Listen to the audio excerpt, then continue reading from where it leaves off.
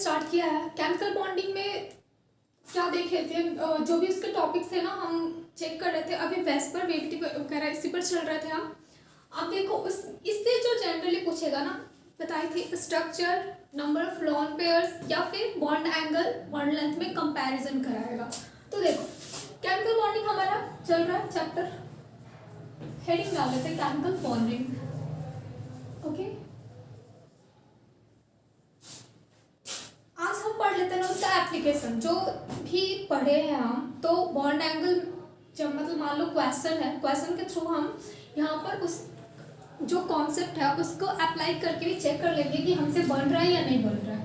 देखो उससे पहले एक तो ये चीज बता दे साथियों, VSEP एंड NBEP ये चीज क्या होता है? ये है हमारा वैलेंस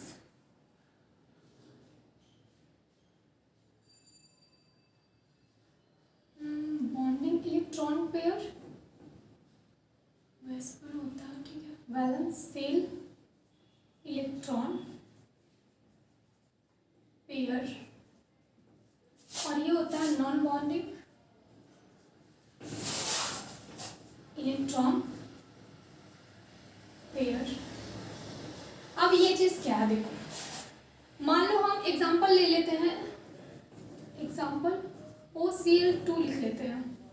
ऑक्सीजन सेंट्रल एटम में हमें पता है, यहाँ पे ऑक्सीजन Cl2 के साथ बॉन्ड बनाएगा तो कैसे बनाया होगा? इस तरह से, जैसे H2O के लिए बनाता है H सेम वैसे ही Cl इससे ऐसे अटैच होगा, तो लोग क्लोरीन अटैच कर दिए। अब ऑक्सीजन के पास पता है हमें 2 लोन पेयर ही होगा, 2 लोन पेयर हो गया इसके पास। अब एक बात देखो, क्लोरीन के पास भी तो लोन पेयर है। क्लोरीन का वैलेंस सेल इलेक्ट्रॉन कितने होते हैं? मैं वैलेंस ही नहीं बोली हूँ, वैलेंस सेल इलेक्ट्रॉन हमें मालूम है कि 7 होते हैं।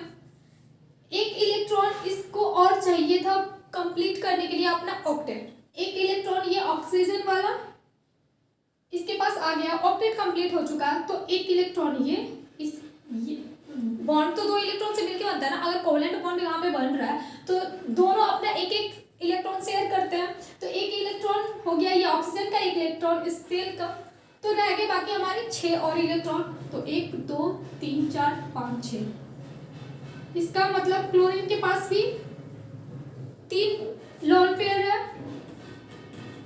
देखो 2 इलेक्ट्रॉन अगेन यहाँ पर,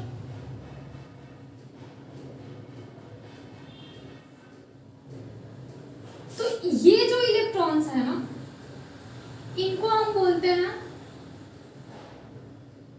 वैलेंस बॉन्ड इलेक्ट्रॉन पेयर, ठीक है। वैलेंस बॉन्ड इलेक्ट्रॉन पेयर इसको बोल देंगे, और इसको बोलते हैं हम, ये जो बॉन्डिंग में कहीं काम नहीं आया है हमें, इसको बोलते हैं NBEP, मतलब नॉन बॉन्डिंग इलेक्ट्रॉन पेयर, इसको बोल देते हैं। अब देखो नॉन बॉन्डिंग का है ये तो चलो समझ गए कि यहाँ पर क्या मुझे बताना था कि NBP नॉन बॉन्डिंग वाले इलेक्ट्रॉन्स कौन से हैं और बॉन्डिंग वाले इलेक्ट्रॉन्स कौन से हैं, दोनों में डिफरेंस बता दी। अब देखो ये बताने का मोटिव क्या है।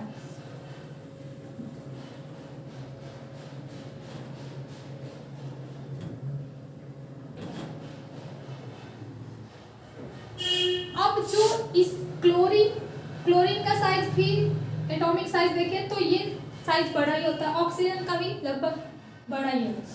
तो ये जो लोन पेयर ऑक्सीजन वाला है और ये जो लोन पेयर क्लोरीन वाला है, हमें पता है कि लोन पेयर के बीच में रिपल्सन ज़्यादा होता है। अब जब रिपल्सन इनमें ज़्यादा होगा तो ये एक दूसरे से दूर जाना चाहेंगे।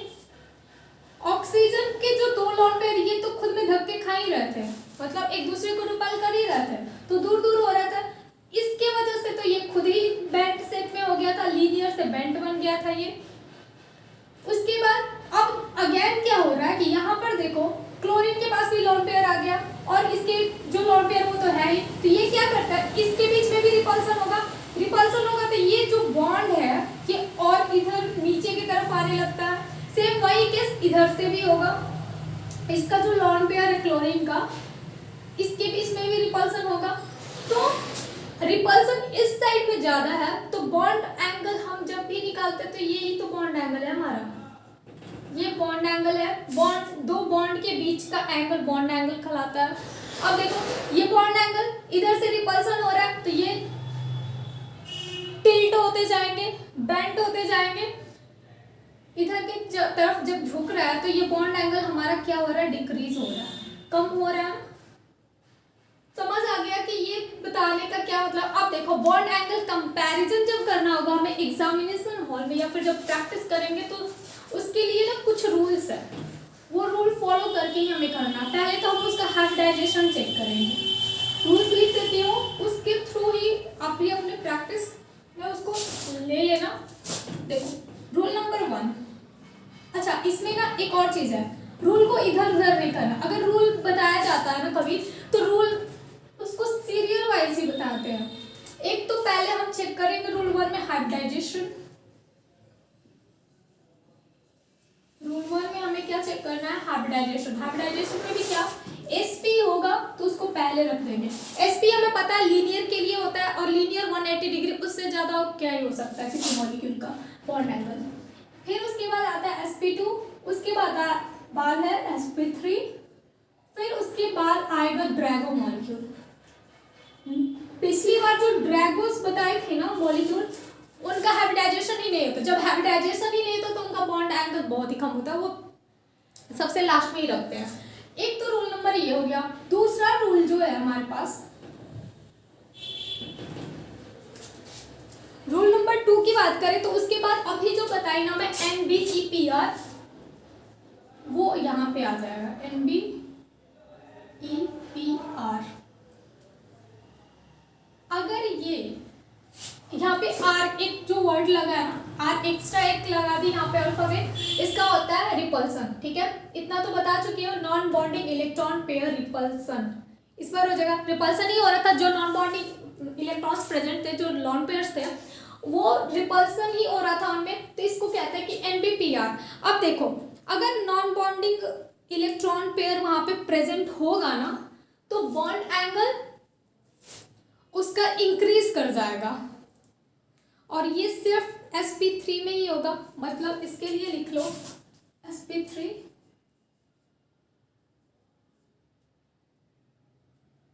अप्लाई इन sp3, और बॉन्ड एंगल को हम लिख सकते हैं ऐसे, बॉन्ड एंगल इंक्रीज करेगा। अच्छा एक चीज देखो, इंक्रीज करेगा ये चीज, एक साइड का रिपल्सन तो मैं बताई, दूसरे वाला तो भूल ही गई। रूल ऐसा है तो क्यों है, देखो इलेक्ट्रॉन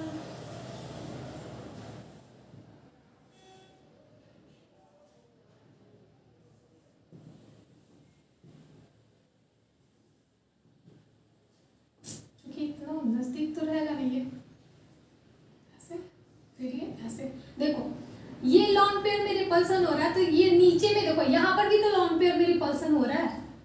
अगर इस लॉन पेयर में रिपल्सन हो रहा है तो यहाँ भी हो रहा है ना, तो जब ओरिजिनल वाला बॉन्ड एंगल देखेंगे ना, तो उससे ये ज्यादा ही होता है, क्योंकि यहाँ पर भी रिपल्सन हो रहा है और ये एक दूसरे से दूर जाना चाहेगा। इधर का रिपल्सन फैक्टर जो है, मतलब ओवरऑल ये क्या करता है, NBPR ना उस बॉन्ड एंगल में थोड़ा इंक्रीमेंट लाता है। ठीक, इफेक्टिव यही होगा इसका ओवरऑल कंक्लूजन देखे तो यहाँ पर भी रिपल्सन हो रहा है, तो ये बॉन्ड एंगल को थोड़ा इंक्रीज कर देता। मैं अभी इसके जस्ट पहले बताई तो वो सिर्फ इतने तक का ही बॉन्ड, मतलब जो लॉन पेयर है उतना ही कंसीडर करके बताई ना, लेकिन इसको बताना मैं भूल गई। देखो ये भी तो एक दूसरे को रिपल करेंगे तो बॉन्ड एंगल इंक्रीज होगा, दूर जाएंगे थोड़े। ठीक है, NBPR का ये कॉन्सेप्ट हो गया। रूल नंबर 3 हमारे पास आएगा एक वेस्पर, लास्ट हमें कंसीडर करना वेस्पर को। रूल नंबर 3 कंसीडर क्या करना, VSEPR। एक चीज और, वेस्पर का जो रूल है ना वो तभी लगता है जब लॉन पेयर प्रेजेंट हो। Lone pair must be present in molecule. अब देखो इसके लिए ये रूल पे आ गया। इस वेस्पर में भी कुछ रूल्स है, सब रूल्स कह लो या कुछ भी कह लो, वेस्पर में भी कुछ रूल्स आ जाएंगे। रूल नंबर 1 क्या होता है इसका, देखो अगर इसमें दिखाया है हम, इसके लिए फॉलो क्या करना, थ्रोली चेक ना, हमें बॉन्ड अगर थ्रोली करना। रूल नंबर 1 क्या कहता है इसका, जो बॉन्ड एंगल है ना वो डायरेक्टली प्रोपोर्शनल होता है इलेक्ट्रोनेगेटिविटी ऑफ सेंट्रल एटम।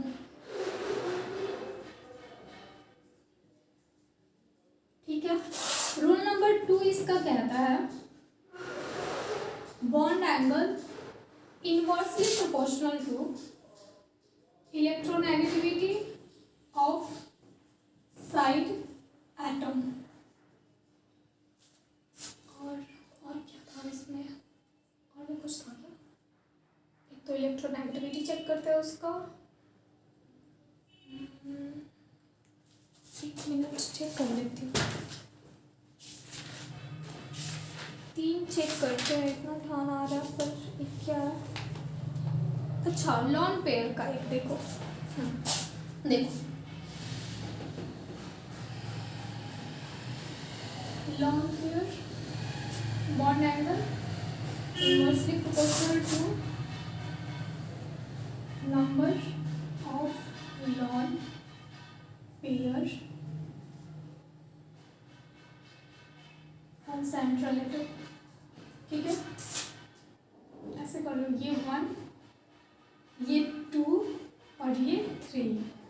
ठीक है, ऐसे लिखना। रूल 1 इसको कर लेना, क्योंकि कई बार ना सिर्फ लॉन पेयर से ही हमें पता चल जाता है उसका, जो ऑप्शन हमें चाहिए वो लॉन पेयर से ही पता चल जाता है, इलेक्ट्रोनेगेटिविटी के को ध्यान देने की जरूरत भी नहीं पड़ती। इतना समझेगा बस, ये 3 रूल ही है किस चीज के लिए, कंपैरिजन ऑफ बॉन्ड एंगल। ठीक है, अब देखो क्वेश्चंस ले लेते हैं।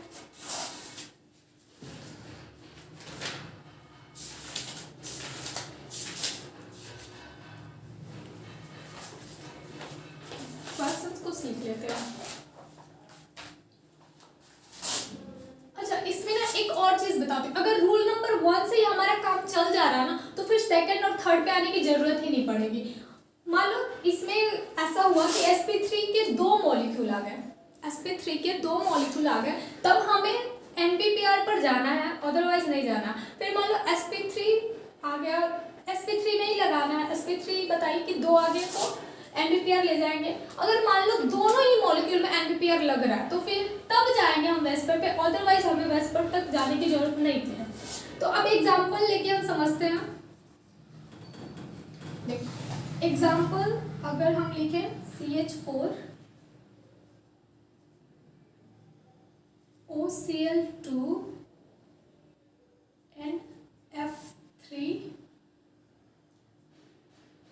NH3, इतना लंबा क्वेश्चन नहीं देगा एग्जाम में, अभी सिर्फ हम समझ रहे हैं ना, प्रैक्टिस कर रहे हैं, तो इस वजह से ये सब लिख रहे हैं। देखो BF3, उसके बाद H2S, फिर BeCl2।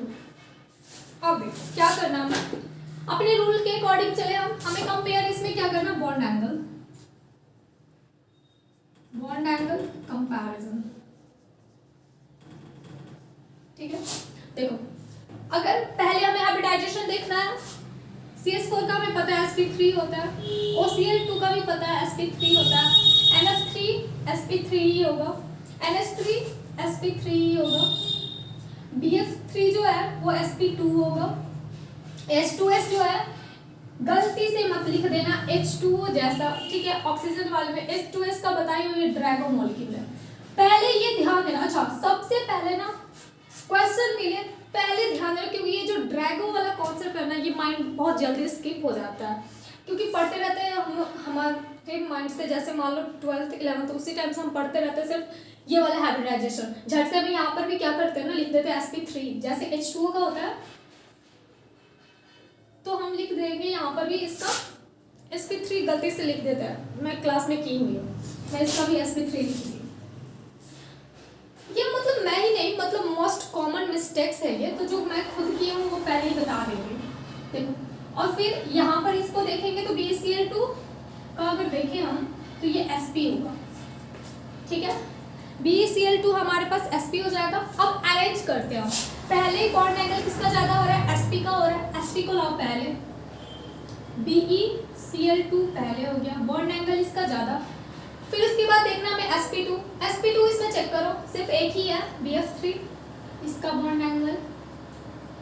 उसके बाद तो सब sp3 ही है, मतलब सब नहीं, 1 2 3 4 हमारे पास sp3 है। ड्रैगो देखो, ड्रैगो को तो सबसे लास्ट में भेज दो, सबसे लास्ट में H2S होगा, क्योंकि वो ड्रैगो मॉलिक्यूल उसका हाइड्रोजन, जब हाइड्रोजन नहीं है तो हम उसमें बॉन्ड एंगल की तो बात ही नहीं करेंगे, है ना। अब नेक्स्ट चलते हैं हम अपने NBPR पर। अब इसमें से चेक करो NBPR किसमें लग रहा है। इस 3-4 मॉलिक्यूल में आप चेक करेंगे तो सिर्फ एक यही एक ऐसा है जो साइड में लॉन पे रखे हो। अच्छा, इस NBPR के लिए ना एक और चीज, थर्ड पीरियड ऑनवर्ड होना चाहिए, थर्ड पीरियड का वो एलिमेंट हो या फिर उससे आगे का ऑनवर्ड।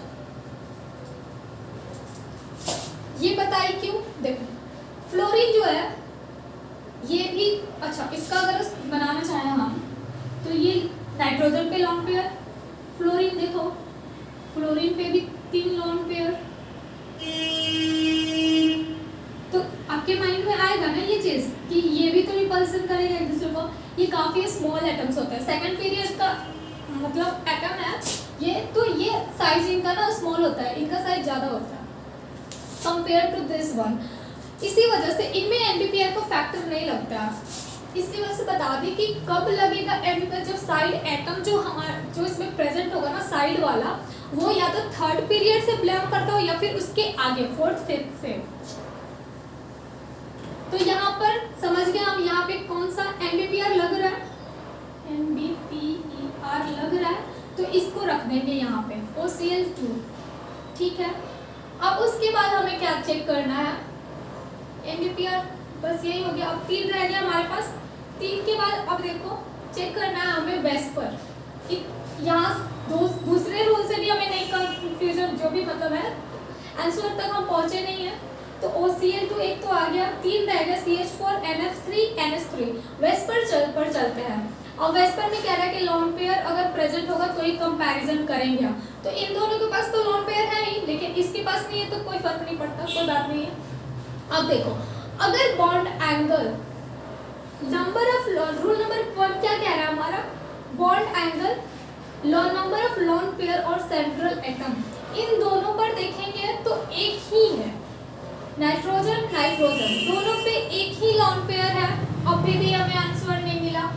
फिर आएंगे सेकेंड रूल पर, इलेक्ट्रोनेगेटिविटी ऑफ सेंट्रल एटम,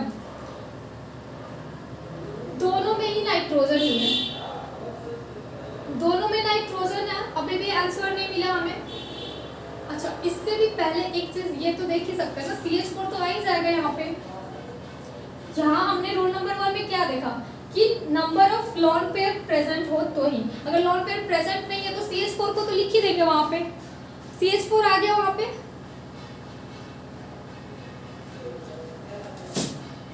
अब लॉन पेयर वाले को चेक करना रह गया, तो इन दोनों में अब देखो सेंट्रल एटम पर भी पहुंच गए पर आंसर नहीं मिला। अब साइड एटम को चेक कर लेते हैं। साइड एटम का इलेक्ट्रोनेगेटिविटी यदि ज्यादा हुआ तो उसका बॉन्ड एंगल कम हो जाएगा।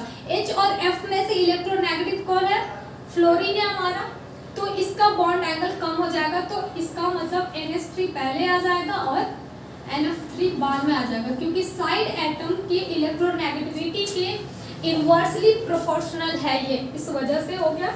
तो हमारा जो ऑर्डर आएगा बॉन्ड एंगल का ये आएगा। अगर बॉन्ड लेंथ का ऑर्डर पूछे ना, ये हुआ हमारा क्या, बॉन्ड एंगल का ऑर्डर। अगर बॉन्ड लेंथ का ऑर्डर पूछे ना, बस इसका अपोजिट कर देना, क्योंकि बॉन्ड एंगल और बॉन्ड लेंथ में इनवर्स रिलेशन होता है। जिस मॉलिक्यूल का बॉन्ड एंगल ज्यादा होगा उसका बॉन्ड लेंथ कम होता है। देखो, केमिकल बॉन्डिंग का ये वाला पोर्शन तो खत्म हो गया। अब नेक्स्ट हमें MOT पढ़ना है, तो वो बताएंगे। अभी इतना हो गया ना, अब इसके क्वेश्चंस करते रहेंगे हम। इसके भी क्वेश्चंस जो है वो मैं ग्रुप में सेंड कर दूंगी।